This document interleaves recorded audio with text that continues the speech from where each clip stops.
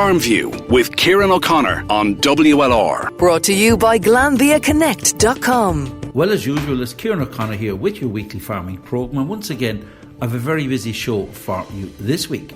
Well, on this week's programme, I discuss career and course opportunities at WIT in the agri-food sector with Head of Agri Sciences, Tony Woodcock. I'll also talk to Kilmackthomas Butcher and Sheep farmer Joe O Reilly about this year's spring lamb production and his experience this spring. Plus, a review and update of prospects for Tillage Farmers in the South East for 2021. Farmview with Kieran O'Connor on WLR. With GlanviaConnect.com, Ireland's biggest online farming shop and more. Well, a few weeks on our farm programme, we spoke to the Curry family in Rathgormack about the calving season. But of course, spring is also a very busy time on sheep farms. So earlier this week, I got a chance to talk to Joe O Reilly. We featured him last week with his brother Pa on my week on the farm. But earlier in the week, I went down to talk to him, of course, very much renowned as family butchers in Kilmack, to find out how this year's lambing season is going. Joe, a hectic time for you here, particularly with the lambing season. Yeah, it's busy, Kieran. It's always busy on the farm. Something to be done the whole time. But yeah, it's going well. The weather want to pick up now, but we're getting there. Good crop of lambs this year, so we're happy enough. Spring is renowned, particularly Easter, for lamb. But just before we came on air, obviously there's a shortage of quality lamb coming into Easter, and so therefore there's going to be an up in price. Oh, like lamb this year is at an all-time high, but you can see like the amount of work that goes into it. We can see firsthand ourselves, like the amount of work, and the premium product needs a premium price, and that's the way it goes. Like there's too much cost involved to produce the early lamb, so farmers entitled to it, to be honest. And what a lot of people don't realise, just before we come on air, you mentioned as well, Patrick's Day is the 17th of March, but from an Easter point of view, the calendar can vary up to 4 weeks, so therefore production, getting that early Easter as we have this year, the early Easter lamb, even adds to the problems. Oh, it does. Like there's no set date for it. Between the 28th of March to the 28th of April, like Easter Sunday could fall on any of those dates, so it's very hard to nail down any particular weekend that you need your lambs ready for. And like going forward, like you need a plan, and without a definite finish date, you can't have a plan to start off with, I think, anyway. You're also very involved with other farmers from your butcher business. What you have here isn't enough to supply your very busy butcher business in Kilmackthomas, so you work with other sheep farmers in the region, in the area. Yeah, we do. We have a great chain of supply, I suppose, that started off at my grandfather's time, and then my father, and then I suppose myself. We kept up the family tradition of dealing local when we can produce it ourselves, and like we have, I suppose, three main suppliers will be Neil Kerwin up in Ballaboy, and James Brazel in Fuse, and Ned Morrissey down in Dunhill, and they be our three probably top suppliers, constant supply of lambs. So as I mentioned, obviously spring is a busy time for lamb every year, but for the Easter lamb, as you mentioned, people may not realise lambing has to start really literally after Christmas for an early Easter like this. Yeah, it'd have to start like the 1st of January, Kieran. In our situation, it couldn't work for us because we're too busy on the run up to Christmas anyway to turn around and go straight into it the 1st of January. Like you'll wear yourself out, and we're not set up for it, to be honest. Between cows, calving and sheep lambing, you can't do everything, so we go later on. We go for the middle of February. So we're here, it's hectic time. The ewes and lambs are here right in front of us. Great excitement when you arrive with a bucket, but people don't realise the handling and work and labour involved with producing quality lamb. Oh yeah, it is almost 24/7. You know, you wouldn't do it unless you love it. You have to be a bit mad in the head, I think, to be doing what we do sometimes. But it's a labour of love for you, Joe. It is. But sure, we brought it on ourselves. Like Connor started us with sheep, and I suppose I just kicked it on a small bit, and we need to kick on a bit more to produce what we want. We know what we want. It's just a matter of being able to produce it constantly. As regards the cuts that people look for, obviously the roast lamb at Easter is synonymous, but overall, is there variety of cuts? Are people looking at barbecuing some lamb chops or whatever? Or where's the real target of the business at the moment? Well, for Easter, like it's always going to be the leg. Like it's a leg or a loin of lamb or a rack of lamb, French trimmed or whatever way you want it. But like, I suppose the younger people, they haven't got the families to go with the leg of lamb. And I suppose COVID this year too, there'll be no big household gatherings, so the smaller cuts are going to work out better. So bone legs, butterflied legs, you can do them on the barbecue, you can do them in the oven. Like there's a lot more versatility than there was years ago because people are more adventurous. So for your sheep business really kicks off the end of April into May, and you were telling me earlier right up to November, December. Oh yeah, we need lambs every week, like, so yeah, constant supply of lambs needed coming on. I suppose we'd need on average 20-25 lambs a week just to keep us ticking over at the minute. So yeah, it's a constant struggle to keep them coming. Grassland management as well has become so important now, and we know within the dairy sector how important it has been with guys turning cows out early, having that fresh pick every 21 days. There's grassland measurement, guys up measuring grass, beef farmers coming on as well. But sheep farmers, you feel there's a huge potential to improve grassland management? Yeah, they have to be it's going to cut down on the amount of concentrate you feed if you could get the grass, but it's trying to get the grass early. If we did early lamb and had the lambs ready to go out on the 14th of January or 15th of January, you need grass then. It's no good having it later on. It's then you need it to push them on to keep your costs down and get the lambs driving as fast as you can. Joe, finally last year, as I said, we featured yourself and your brother Pan, indeed the whole enterprise last summer on My Week on the Farm. COVID, we were in the middle of COVID at that time. A year on with COVID, how has it affected the O'Reilly butcher business? Sure, people have changed, they got used to it, but the business itself is still thriving. We are busier than ever we were, so we're not going to complain. We changed our hours, shop hours are different, opening hours are different, but it's working, and everyone is avoiding COVID so far within our family anyway, and as long as it stays like that, we're happy. Well, Joe, once again, well done. You can just see here as we look across the field of ewes and lambs here, really looking healthy. The best of luck to you for the rest of the season. The best of luck with O'Reilly Butchers, and what a great team you have there behind you. We're down in the shop there earlier, and the hive of activity. Thanks, Kieran, and listen, happy Easter to all our customers. Thank you. All the best, Joe. So to have a look at the tillage sector, first of all, a look back at last year, 2020. Indeed, a look ahead to prospects for the 2021 season. We're joined from Glanbia, Ireland, by their agronomist manager, David Cooney. David, welcome to the programme. Thanks very much, Kieran. David, firstly, from a tillage point of view, first of all, looking back on 2020 overall, how was it for tillage growers? Yeah, 2020 turned out to be not too bad, Kieran. We were quite worried about it, earlier in the year when we had poor autumn plantings, we'll say, from the wet autumn of 19, and then when we did get spring crops in the spring of 20, we had a long, prolonged dry spell, if you can remember, that lasted into June, and it took its toll on spring crops, but I suppose when rain did come, it did benefit them, and yields were better than we anticipated, and albeit we didn't have the same tons, we'll say, in the total harvest that we had in 2019, it was better than we had anticipated during the early summer of 2020. And quality-wise? Quality up and down. By and large, quality is okay. Now, we did have issues, as you're probably aware, with malting barley, where bushels and that didn't make the grade, and we had other minor issues as well. So look, we had some quality issues with malt and barley, but otherwise on the other premium grains and the feed grains, we had no issue. David, trend-wise over the last number of years, there was a big swing away from winter to spring. Did that kind of rectify itself a bit last autumn? Was there good lot of planting last autumn for winter corn? Yeah, that's correct, Kieran. And look, it's very much weather driven. So yeah, the autumn of 20 has been quite kind, and again we have recovered back up our area. So albeit the winter barley area, it's probably not at the high it was in 18 or 19, but it has recovered back up to somewhere around 60,000 hectares. And similarly, the winter wheat area, we anticipated somewhere around 55,000 hectares, which is where you would expect it to be. It's been disappointing for people involved in the grain industry, the amount of imported grains coming in, because we can produce a very high quality grain in Ireland, and I'm sure that's one thing within the whole, I know, Glanbia catchment area, that you're very conscious of using homegrown cereals in your rations.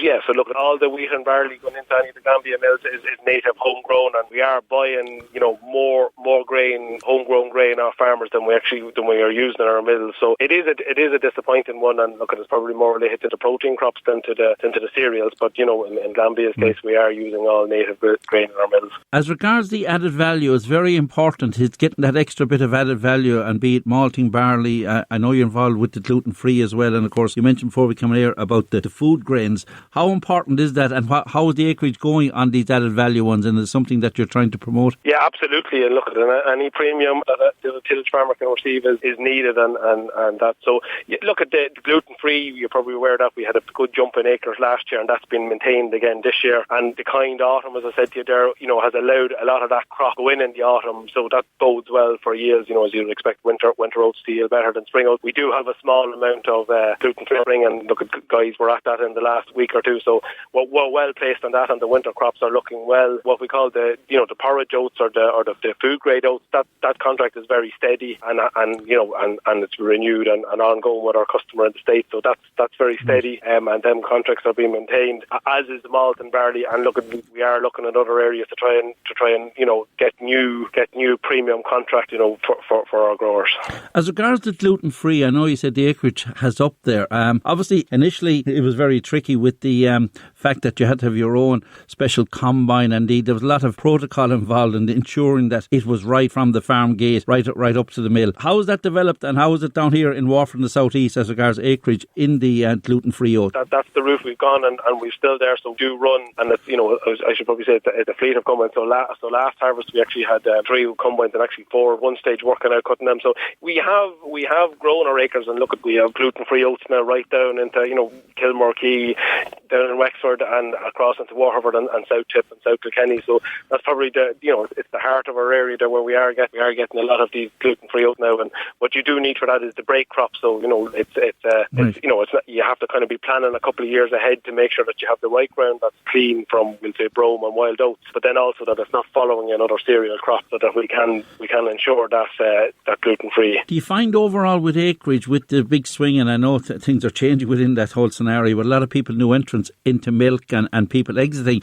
the tillage sector, has that stopped in general, the acreage, or you find it's actually starting to come back up again, or how is the overall acreage within the Glanbia catchment area? And look, within the catchment area, there definitely has been a drop in the tillage area. We probably feel it has plateaued maybe in the last year or two, and we probably expect some around the same again. So there has been a drop in the tillage area, but it's probably levelled off. And from a tillage point of view, you would like to think that it would level off, and if there could be some recovery, that would be great. But there wouldn't be any further drop in the acreage. And as regards this year, obviously the weather at the moment, as we speak, is excellent this week, and I'm sure there's a lot of activity on tillage farms, particularly getting in those spring cereals, and as you say, some of the added value ones, particularly like the malting barley, getting in good seedbed conditions. Yeah, so again, we had bits of sowing going on in Wexford previous to this, and probably moving across into South Kilkenny and up into Kildare now. The guys are growers are now getting their malt and barley into the ground, which is ideal. Like we used to always say, to like to get a March date, but it's probably more important to have the conditions right, and the conditions are right now, and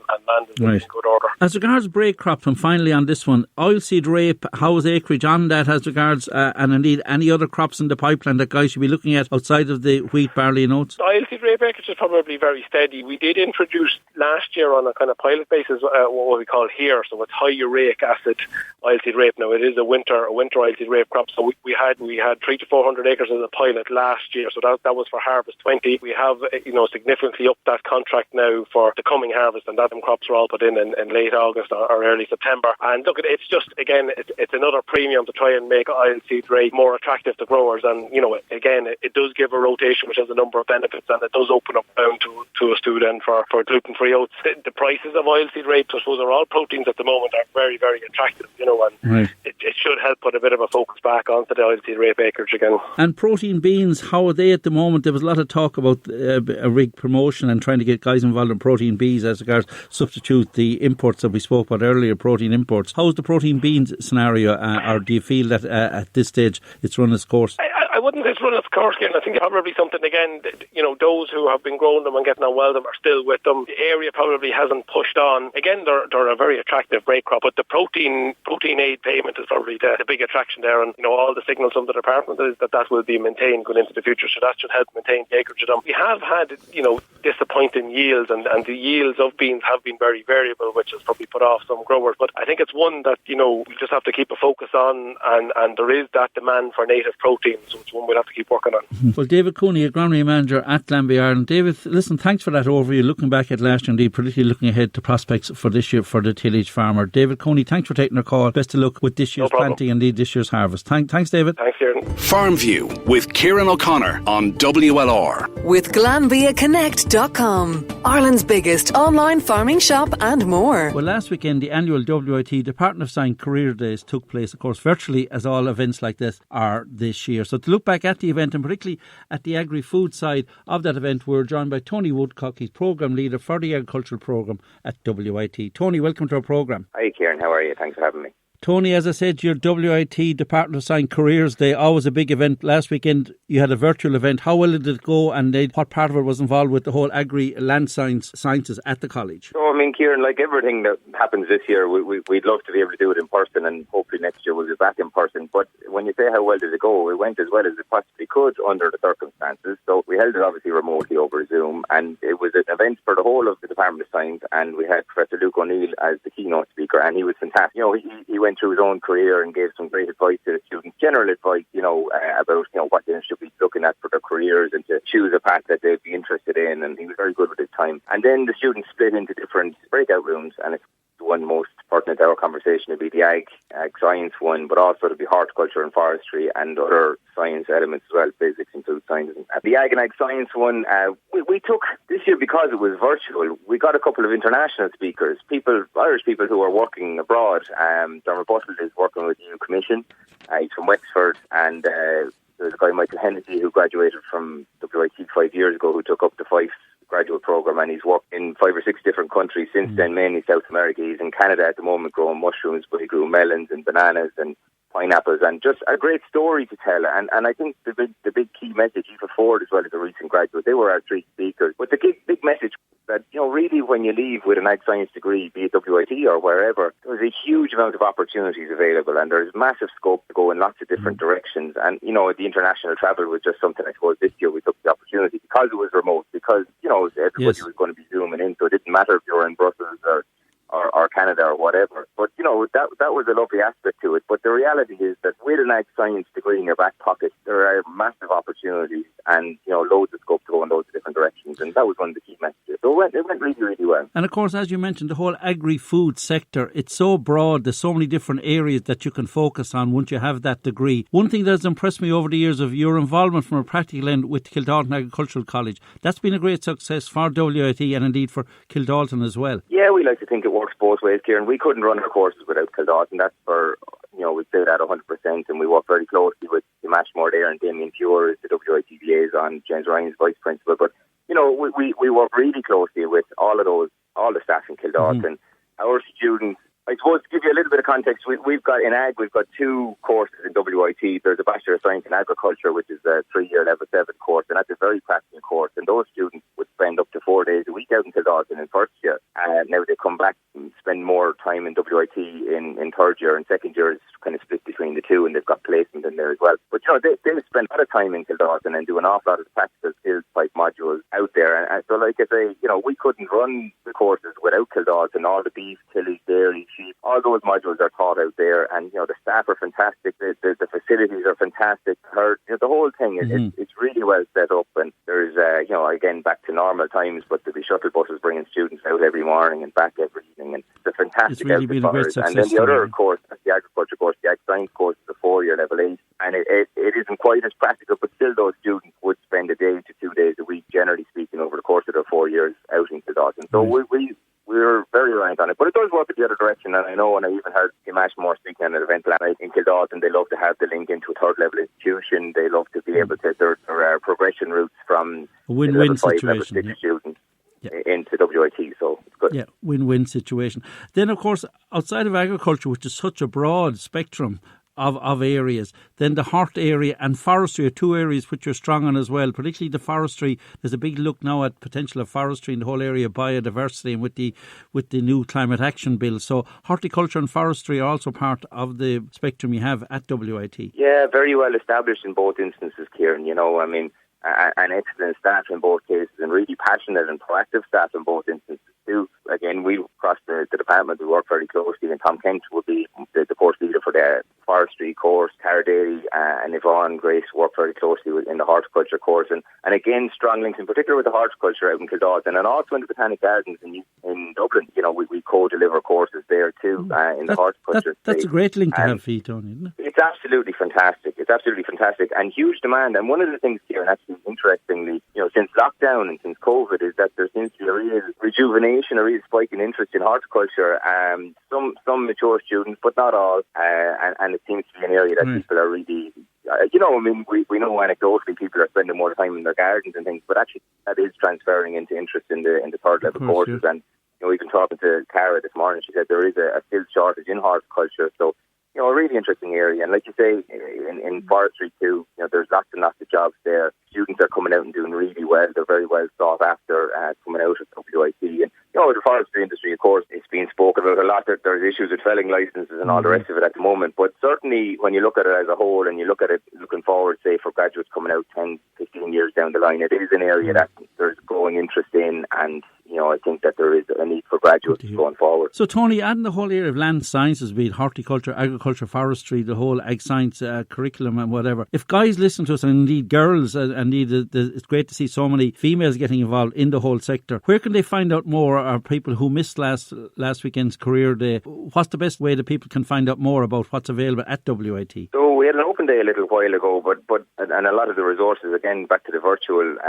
environment, a lot of those resources are still on our website. And that's available to any student who wants to log on. And if you're interested in specific courses like the agriculture, ag science, forestry, horticulture course, the website is actually really good. It was updated recently. If you Google WIT agriculture, WIT ag science, forestry, horticulture, what you'll get is a lot of information, and at the end you'll see a contact details for the course leader in each case. So that'll be me for agriculture, but for all the courses there's a course leader, there's an email address. And if you email any of us, we'll get back to you very, very quickly.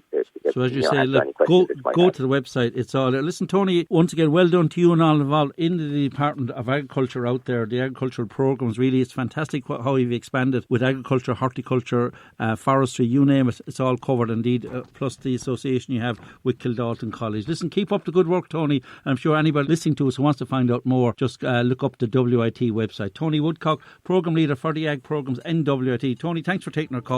Best of luck in the future. Thanks, Kieran. And before I go, turning to our marts, our weekly livestock marts continue with all sales, of course, now online. This Saturday morning and every Saturday morning, Waterford Ross Mart in New Ross, cattle sales from 9:30 with calf sales from 10 o'clock. And this Saturday they're in conjunction with their annual cattle show and sale. And remember, next week New Ross Mart holds special dairy sales on Monday next, that's Bank Holiday Monday, as well as a special dairy sale on Friday next, the 9th of April. Turning to Dungarvan, well, Dungarvan Mart's cattle sale continue every Monday, and of course Bank Holiday Monday next, sales in Dungarvan Mart from 11 o'clock. And a reminder that their very successful calf sales continue every Thursday from 12 noon. And of course all sales now online at livestocklive.com. Turning to a racing front, good week again for local Waterford connections. Cross-channel Dungarvan jocks, the Houlihan brothers, kept up their fantastic run, with Sean riding winners at Wincanton and Hexham, while younger brother Niall was in the winners' enclosure at Fakenham. Back home, it's that man again, Knockeen Butlerstown trainer Henry de Bromhead. Henry saddled an impressive winner for Dungarvan owner Mustafa Elatrash, and bred locally by Dungarvan colleague and breeder Niall Flynn, who's keeping up the breeder's brilliant run of winners this season. So well done to Niall and all involved there. Well, that's it for this week's programme. So from myself, Kieran O'Connor's goodbye for now. Once again, my thanks to Ollie and Sean for all their help in putting this week's programme together. So stay safe, keep up the protocol, have a great Easter weekend, and hopefully I'll have your company again same time next week. Farmview with Kieran O'Connor on WLR. With GlanbiaConnect.com. Thousands of products in the palm of your hand.